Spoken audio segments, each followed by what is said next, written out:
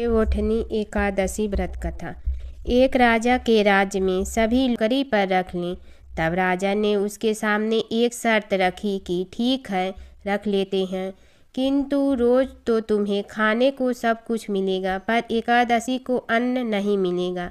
उस व्यक्ति ने उस समय हाँ कर ली, पर एकादशी के दिन जब उसे फलाहार का सामान दिया गया तो वह राजा के सामने जाकर गिड़गिड़ाने लगा, महाराज, इससे मेरा पेट नहीं भरेगा, मैं भूखा ही मर जाऊंगा, मुझे अन्न दे दो। राजा ने उसे शर्त की बात याद दिलाई, पर वह अन्न छोड़ने को राजी नहीं हुआ।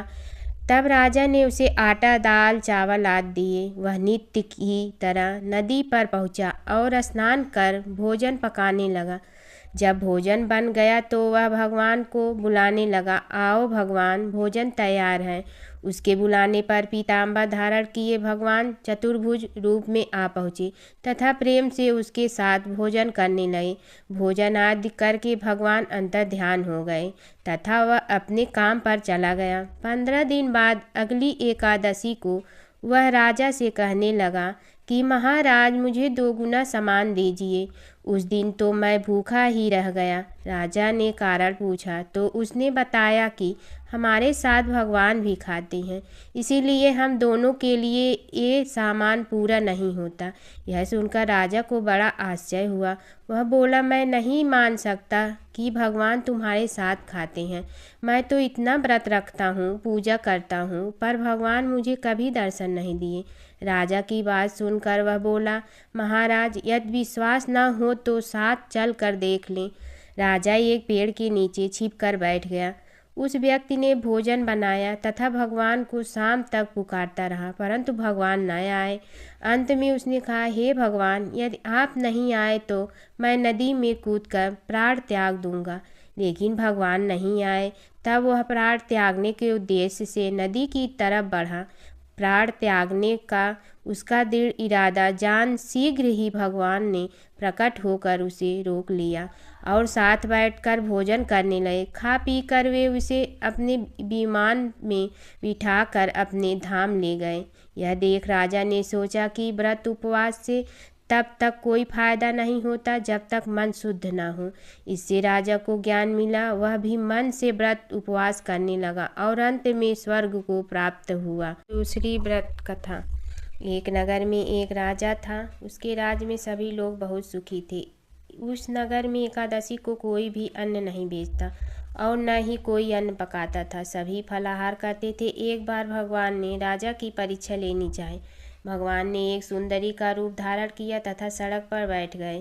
तभी राजा उधर से निकला और सुंदरी को देख चकित रह गया। उसने पूछा, हे सुंदरी, तुम कौन हो और इस तरह यहाँ क्यों बैठी हो? तब सुंदरी स्त्री बने भगवान बोले, मैं निराश्रिता हूँ। नगर में मेरा कोई जाना पहचाना नहीं है, किसकी सहायता मांगूं? राजा उसके रूप पर मोहित हो गया था। वह बोला, तुम मेरे महल में चलकर मेरी रानी बनकर रहो। सुंदरी बोली, मैं तुम्हारी बात मानूंगी, पर तुम्हें राज्य का अधिकार मुझे सौंपना होगा। राज्य पर मेरा पूर्ण अधिकार होगा। मैं जो भी बनाऊंगी तुम्हें खाना होगा।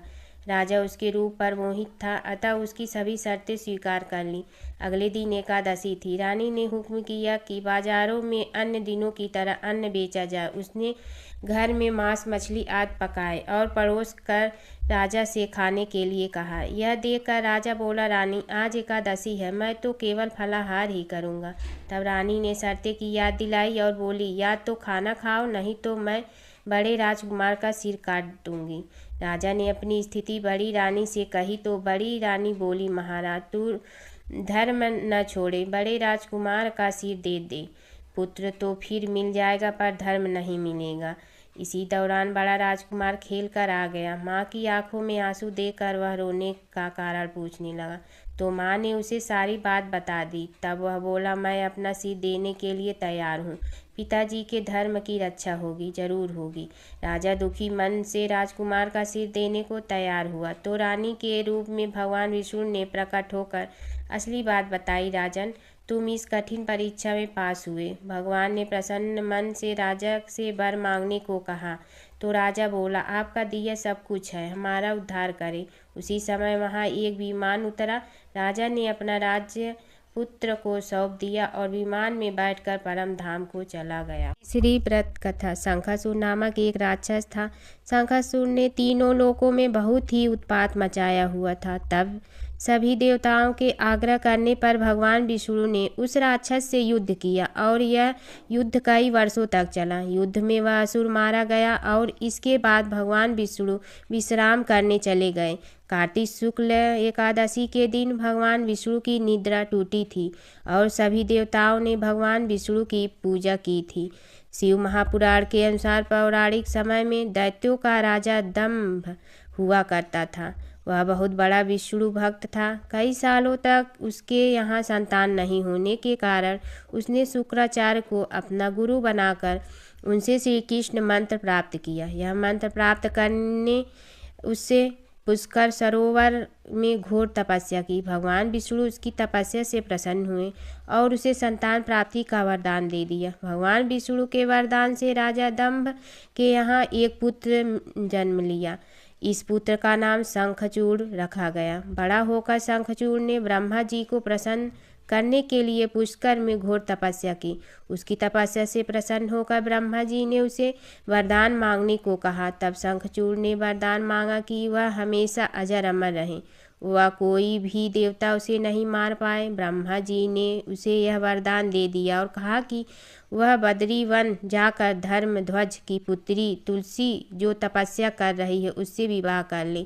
शंखचूड़ ने वैसा ही किया और तुलसी के साथ विवाह के बाद सुखपूर्वक रहने लगा। उसने अपने बल से देवताओं, असुरों, दानव, राक्षसों, गंधर्वों, नागों, किन्नरों, मनुष्यों तथा त्रिलोकी के सभी प्राणियों पर विजय प्राप्त कर लिया। वह भगवान श्री कृष्ण का परम भक्त था।